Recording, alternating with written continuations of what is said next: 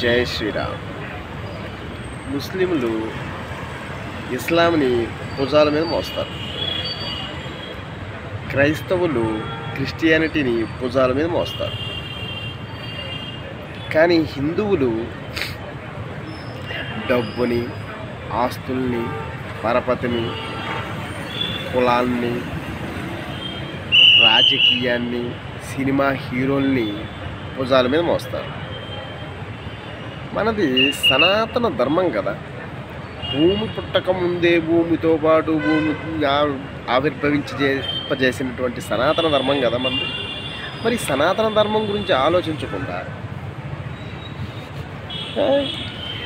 ఏమైపోతున్నాం మనం? ఎటు వెళ్తుంది మన సమాజం?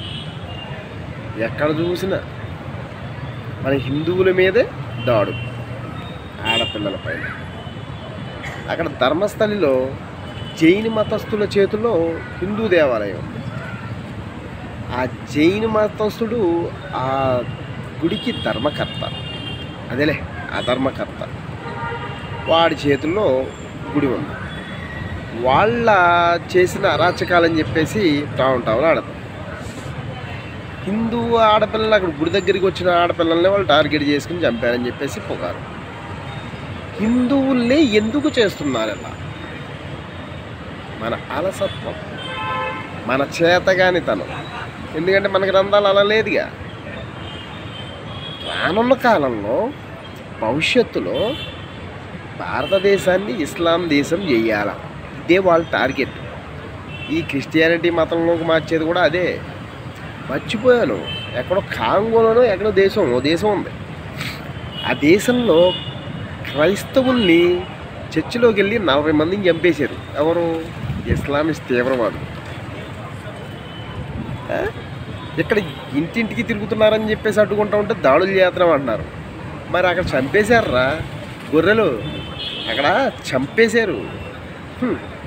అది కనపడదు మీకు? తెచ్చా. ఇక్కడ హిందువులు మెజారిటీగా ఉండబట్టే ఈ పాస్టర్లు ఆగడాలు జిలుతున్నాయి. బాగా దింగమరిగారు. ఇక్కడ తింటున్నారు దశంభాగాలు, నెల సందాలు, అయ్యి ఇయ్యి అని చెప్పేసి బాగా దింగమరిగారు.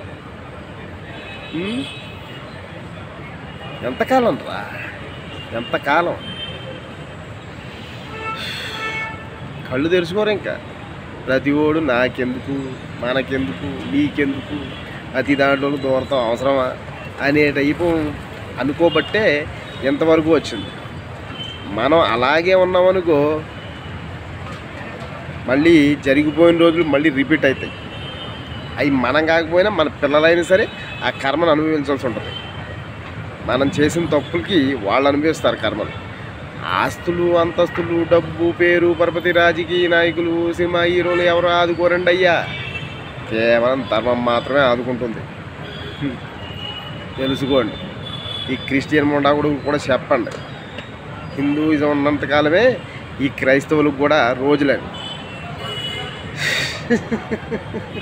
జై శ్రీరామ్.